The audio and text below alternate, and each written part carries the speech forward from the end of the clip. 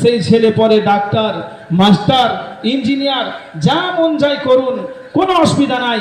আপনার সন্তানটা নেক সন্তান থাকবে। আপনার সন্তানটা কিন্তু আপনার মুখের উপরে বড় হলে কোনোদিন কথা বলবে না। আপনার সন্তান আপনার কথার কোনোদিন খেলাফ কাজ করবে না।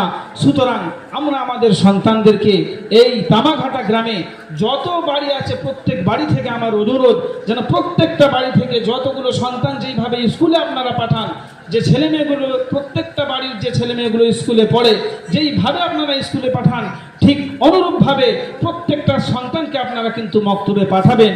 যদি পাঠান তাহলে আপনাদের সন্তানগুলো যেমন ইহকালে ইহজগতে আপনাদের লাভবান দেবে, লাভ দেবে, ঠিক পরকালেও কিন্তু এই সন্তান আপনার কাজ দেবে। নবী পাক সাল্লাল্লাহু আলাইহি ওয়াসাল্লাম বলেছেন, ইদা মাতাল ইনসান ইনকাতা আমালুহু ইল্লা মিন সালাস সাদাকাতিন জারিয়াতিন আও ইলমিন ইউনতাফাউ বিহি আও ওয়ালাদিন সালিহিন ইয়াদউ লাহু। যখন মানুষ মারা যায় তার সমস্ত আমল বন্ধ হয়ে যায়, তার সমস্ত ভালো কাজ মন্দ কাজ সব বন্ধ করে দেওয়া হয়, কিন্তু তিনটে আমল চলতে থাকে মরে যাবার পরেও, মারা যাবার পরেও তিনটে আমল কিন্তু চলতে থাকবে। এক নম্বরে হলো সদকায়ে জারিয়া। যদি কোনো মানুষ দুনিয়াতে থাকা অবস্থায় সদকায়ে জারিয়া করে যায়, সদকা দিয়ে যায়, সদকায়ে জারিয়াটা কাল কিয়ামত পর্যন্ত ওই কবরে শুয়ে শুয়ে তার সওয়াব পেতে থাকবে। সাদাকাতিন জারিয়াতিন। দুই নম্বরে হলো আও ইলমিন ইউনতাফাউ বিহি।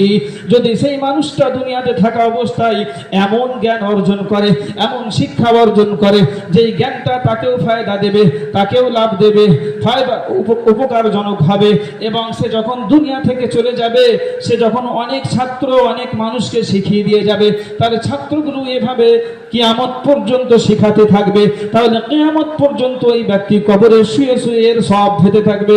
তিন নম্বরে বলা হয়েছে আওয়ালাদিন সালিহিন ইয়াদউ লাহু।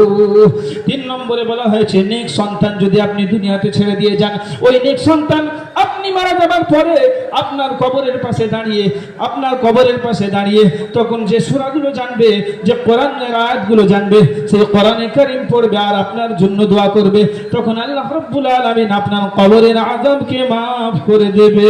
জোরে বলুন সুবহানাল্লাহ। সেজন্যই আমাদের উচিত এই ছোট ছোট ছেলেগুলোকে, এত সুন্দর সুযোগ কোথায় পাবেন, ইতিপূর্বে তো ছিল না এত সুন্দর সিস্টেম। শুধু কোরআন নয়, আমি দু একটা কথা বলেই শেষ করে দিচ্ছি, যে দিনিয়াত মুনাজ্জম মক্তবে পড়ালে কি ফায়দা, আর সাধারণ মক্তবে পড়ালে মানে আগে কি লাভ হতো আর এখন দিনিয়াতে পড়ালে এর থেকে কি বেশি লাভ হয়। আমরা কেন দিনিয়াত মুনাজ্জম মক্তব চালাচ্ছি বা একে আরো বেশি করে খোলার চেষ্টা করছি। দিনিয়াত মুনাজ্জম মক্তবে কেবল কোরআন শেখানো হয় না, আমি মোটা মোটা জিনিসগুলো বলছি। কোরআনের সাথে সাথে হাদিস শেখানো হয়, তার সাথে সাথে ইসলামিক জ্ঞান শেখানো হয়, যেটা প্রত্যেক ব্যক্তির প্রয়োজন, প্রত্যেকটা মানুষের প্রয়োজন। তার সাথে সাথে আকাইদ ও মাসাইল, তার যে ধারণা আল্লাহর উপর, রসুলের উপর, ফেরেশতার উপর, কিতাবের উপর কেমন হবে সেগুলো শেখানো হয়। এবং জরুরি যে সমস্ত মাসাইল আছে একটা মানুষের চলমান জীবনে প্রতি মুহূর্তে যেই মশলাগুলো প্রয়োজন হয় সেগুলো পরিপূর্ণভাবে 5 বছরের কোর্স যদি কেউ করে তো প্রাথমিক দিনে শিক্ষায় তাকে সব শিখিয়ে দেওয়া হয়। আর 5 নম্বরে হলো যে ভাষা, তাতে আরবি এবং উর্দু রাখা হয়েছে, সেজন্য এই ভাষাও শেখানো হয়। এতে অনেক লাভ আছে, আমরা সকলেই দেখতে পাচ্ছি। আজকে আমাদের সন্তানগুলো এখানে সেটা প্রেজেন্টেশন করলো, আপনাদের সামনে দেখালো। ইতিপূর্বে এমন এই তামাঘাটাতে ছিল না। সেজন্য আমরা সকলেই, যাদের সন্তানরা এখনও ভর্তি হয় নাই, নতুন করে হয়তো ভর্তি শুরু হবে, আমরা সকলেই আমাদের সন্তানকে এই মক্তবের সঙ্গে জুড়ে দেবো ইনশাআল্লাহ। আল্লাহ তাআলা আমাদের সকলকে বলার থেকে বেশি আমল করার তৌফিক দান করুন। ওয়া আখিরু দাওয়ানা আনিল হামদুলিল্লাহি রাব্বিল আলামিন। আসসালামু আলাইকুম ওয়া রাহমাতুল্লাহি ওয়া বারাকাতুহু।